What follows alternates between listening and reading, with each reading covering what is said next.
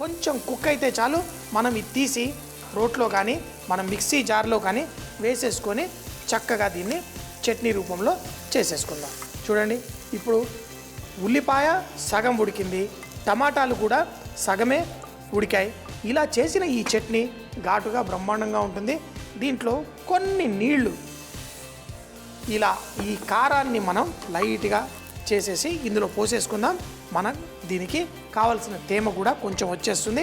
ఇప్పుడు దీంట్లో మనకు కావలసినంత ఉప్పు వేసుకుందాం. దీన్ని బర్బర్ అనేసి మంచి చట్నీ.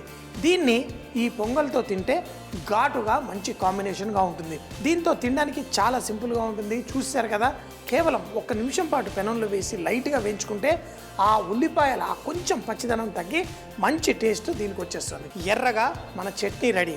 చూడండి, చట్నీ చూస్తేనే కళ్ళకి విందులా ఉంది, మంచిగా ఘాటుగా పర్ఫెక్ట్గా ఉంది. ఇప్పుడు ఈ పొంగల్కి రెడీ అయిపోయింది. దీనికి తాలింపు వేసేసుకుందాం.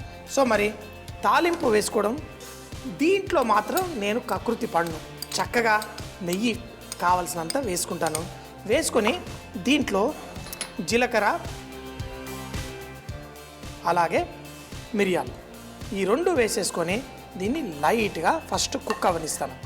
కుక్ అవనిచ్చి మిరియాలు మనం కావాలంటే మన పొంగల్లోనే ఫస్టే వేసేసుకోవచ్చు. కానీ కొంతమంది ఇలా తర్వాత వేయించుకొని వేసుకుంటారు. ఇందులో కొంచెం మిరియాలు వేగుతున్నప్పుడు మనం జీడిపప్పు, పొంగల్ కానివ్వండి, పులిహోర కానివ్వండి, జీడిపప్పు కొంచెం పడితే నాకు ఎక్కడ లేని ఆనందం. అయితే ఈ జీడిపప్పుకి లైట్గా తక్కువ మంటలో మనం కుక్ చేసుకోవాలి. కొంచెం ఎక్కువ మంటలో జీడిపప్పు వేశారంటే ఇమీడియట్గా రంగు మారిపోతుంది, టేస్ట్ కూడా బాగా తగ్గిపోతుంది. కాబట్టి జీడిపప్పు వేసి స్లోగా దీనికి లైట్ రంగు వచ్చేంత వరకు కుక్ చేసుకుందాం.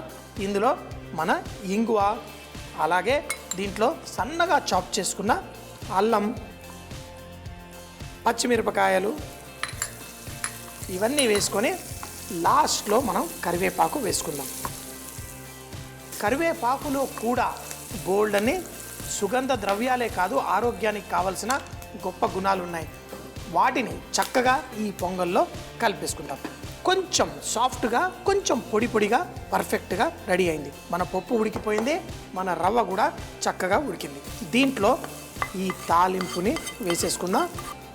వేసి చక్కగా కలిపేసి చట్నీతోటి చక్కగా వడ్డించేసుకుందాం. చాలా సింపుల్గా టేస్టీగా దొడ్డు రవ్వతో మన పొంగల్ రెడీ. ఇలా అయిపోయిన తర్వాత తాలింపు వేసిన తర్వాత 1 నిమిషం ఇలా పెట్టేసి మనం స్టవ్ కట్టేద్దాం. చక్కగా దీన్ని వేడివేడిగా మన చట్నీతో వడ్డించేసుకుందాం. పొంగల్ రెడీగా ఉంది. చట్నీ ఎర్రగా పర్ఫెక్ట్గా. కావాలంటే తాలింపు వేసుకోవాలంటే వేసుకోండి, కానీ దీనికి లైట్గా టేస్టీగా చూపించడం కోసం ఇలా చిట్టి బౌల్లో వేసుకుంటున్నాను. నాకైతే ఇంట్లో మరి ఏది చేసుకున్నా చట్నీ మాత్రం చక్కగా నిండుగా తినేస్తాను. ఎక్కువ తినకు, అన్నం తిన్నా ఈ పొంగల్ చేసుకున్నా 2 ముద్దలు అంటారు. మరి నా 2 ముద్దలు నిండుగా ఉంటుంది.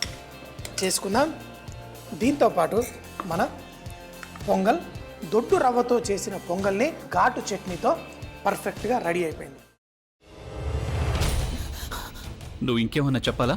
ఇంకేమన్నా అబద్ధం చెప్పాలనుకుంటే చెప్పేయి. నేను చూడాలనుకుంటున్నాను నన్ను మోసం చేయడానికి నువ్వు ఎంత నీచానికి దిగజారగలవు అని. ఎందుకు ఆలియా, ఎందుకు నువ్వు ఇలా చేసావు? నీకు తెలుసు కదా, నానమ్మ తర్వాత నీ ఒక్కదానిని కదా నేను పూర్తిగా నమ్మేది. ఏమన్నావు నువ్వు?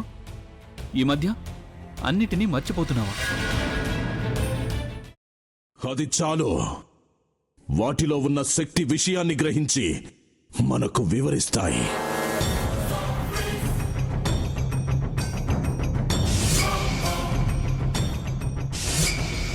ఎవరు ఆ దండ విప్పొద్దు, గది తలుపులు తెరవద్దు.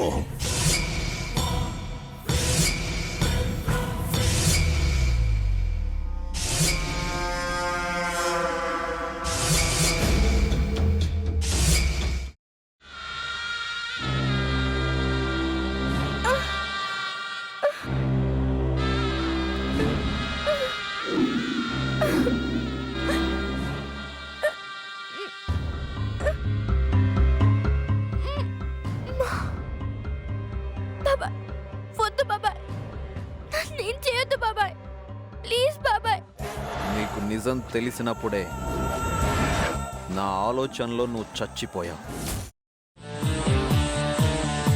అబ్బా ప్లీజ్ కొంచెం తినండి ప్లీజ్. భీమారావు గారు మీరా? ఇగో మీరా కాదు సక్కుబాయ్. అవును, మీ పనామే లేచిపోయిందని చెప్పి కంప్లైంట్ ఇచ్చినావు కదా. రేయ్, ఆయన కంప్లైంట్ ఇచ్చింది లేచిపోయిందని కాదు, కనిపించడం లేదు అని. అచ్చా, అట్లానా? సరే మేడం. ఇడియట్. ఆ వంట మనిషి పేరేంటన్నారు? రత్తాలు మేడం. ఏం పెద్ద మంచి, నీ వంట మంచిని కూడా మేడం అని పిలుస్తావా? రేయ్ హాఫ్ బ్రెయిన్,